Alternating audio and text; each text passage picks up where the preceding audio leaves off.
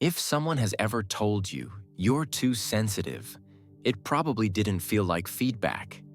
It felt like rejection. It felt like your emotional world was being minimized. And the truth is, for many people, that sentence becomes more than a moment. It becomes a lifelong wound. It echoes in romantic relationships, friendships, family interactions, workplaces, and most painfully, inside your own mind. But what if I told you this sentence often reveals far more about the person who said it than about you? What if sensitivity is not the problem, but emotional avoidance is? Being labeled too sensitive may sound like a simple comment, but psychologically, it can leave deep marks. Over time, many people start to believe, maybe I really am dramatic. Maybe I shouldn't speak up. Maybe my emotions make me difficult to love. This is how emotional self-doubt begins. And once self-doubt enters, it creates the perfect environment for emotional neglect, emotional shutdown, manipulation, or unhealthy power dynamics. A person who doubts their right to feel becomes easier to silence, easier to control, and easier to keep small. "You're too sensitive" is not a neutral statement. It is rarely a reflection of emotional balance. In psychology, it is often a defense mechanism. Instead of facing their own behavior, the person deflects the emotional weight onto you. This is called emotional deflection. A mature response sounds like, "I may have hurt you. I want to understand." But the deflecting response becomes, "This is not my responsibility. It is your emotional problem." One opens a door to connection. The other slams it shut. Imagine this scenario. A woman has a stressful day and reaches out to her partner for comfort. She says, "I'm overwhelmed today."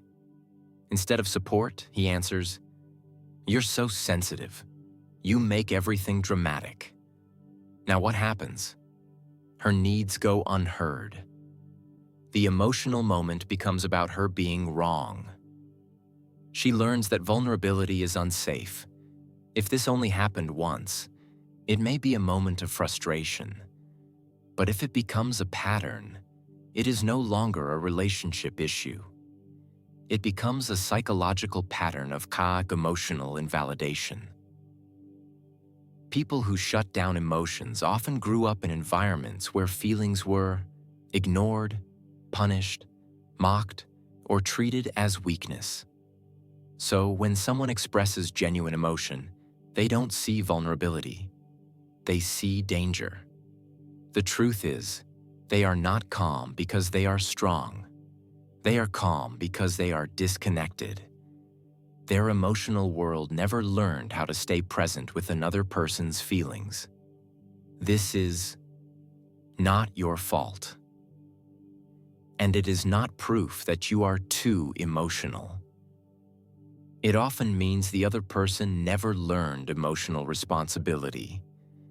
A surprising number of people who dismiss emotions are afraid of what emotional conversations might reveal. Because if they admit your feelings are valid, then they might have to admit they were hurtful, they were careless, they need to change. And change requires emotional accountability, something not everyone is ready for. So instead of growing, they blame. "You're too sensitive" can secretly mean, "I don't know how to hold emotional space. I feel attacked when someone expresses a need. I'd rather protect my comfort than connect. I am afraid of looking at myself."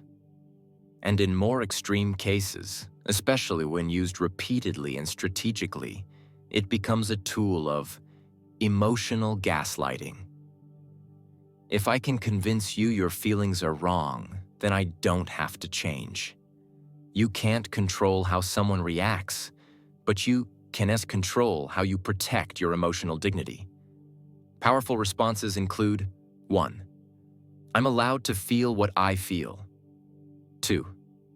This matters to me, and that's why I'm expressing it. 3. I am trying to communicate, not attack. 4. Please focus on the message, not the emotion. Healthy relationships grow from emotional presence, not emotional defense. Pay attention if you are afraid to speak up. Your feelings regularly get minimized. You start apologizing just for having emotions. You begin to feel difficult, dramatic, or wrong. You need to make yourself smaller to keep the peace. Vulnerability feels unsafe. These are not signs that you are weak. These are signs that your emotional needs are not being honored. You are not too sensitive if your feelings match the situation. You communicate with fairness. You are willing to resolve problems. You are expressing yourself respectfully. Healthy people don't mock or attack emotional expression. They stay present, even when conversations are uncomfortable, because connection matters more than winning. If you were raised in environments where you heard, "Stop crying. You're too emotional. No one wants to hear your feelings," then growing up, you may have learned to suppress emotions, to stay silent, to believe you need to earn the right to be heard. But here is the psychological truth. Your sensitivity is not the wound. The environment that punished sensitivity is the wound. Sensitivity is empathy in action, emotional intelligence alive, the capacity to feel deeply and connect meaningfully. And now, as an adult, you can begin building environments where feelings are welcomed, held, respected, and never used against you. This comes from boundaries, choosing emotionally present relationships, unlearning self-blame, and reclaiming your right to feel. If this message resonated with you, remember, people who shut down your emotions do so because they cannot handle their own. Their discomfort is not proof that you are too much. It is proof that they have emotional work left to do. You deserve relationships where your words are heard, your emotions are safe, your presence is not criticized, and vulnerability is not a weapon but a bridge. Your feelings are not a burden. They are your humanity. And you never need to apologize for being human.